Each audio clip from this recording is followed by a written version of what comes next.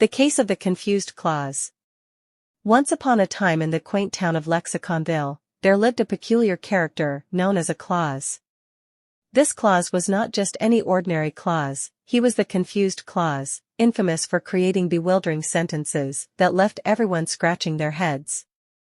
The confused clause lived in a grand old library, surrounded by towering shelves of ancient grammar books and dusty dictionaries.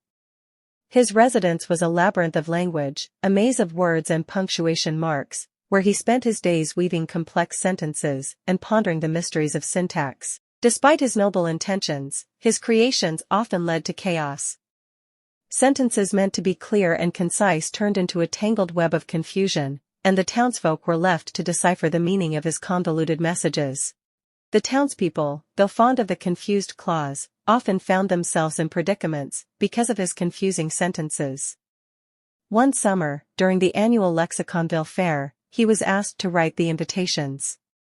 What was meant to be a simple announcement turned into a perplexing riddle.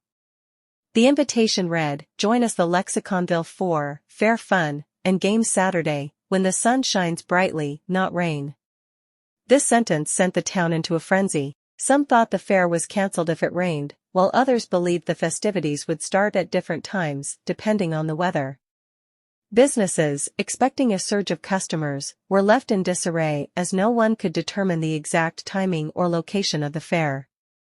The mayor, a wise old woman named Punctuation Patty, decided it was time to intervene. She called a town meeting to discuss the growing issue and find a solution to the confused clause's muddled messages. During the meeting, everyone had a chance to voice their concerns. The baker lamented how he had prepared too many pastries, the florist complained about the wilting flowers, and the musicians were frustrated about their performance schedule. The confused clause, seeing the distress his sentences had caused, felt a deep sense of remorse.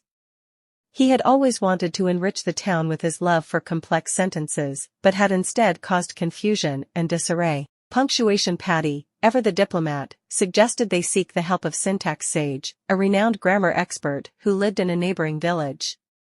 The journey to Syntax Sage's abode was long and arduous, filled with linguistic puzzles and grammatical challenges, but the townspeople were determined to help their friend. Upon reaching Syntax Sage, the wise elder listened patiently to their plight. He explained that while the confused clause had a brilliant mind, he needed to learn the art of clarity.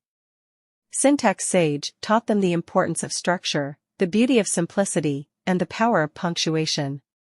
He emphasized that while complex sentences could be beautiful, they must always serve the purpose of clear communication.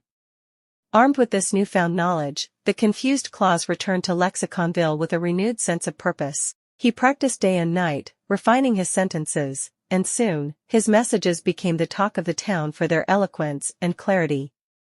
The Lexiconville fair was rescheduled, and this time, the invitation read, "Join us for the Lexiconville fair, fun and games on Saturday, rain or shine."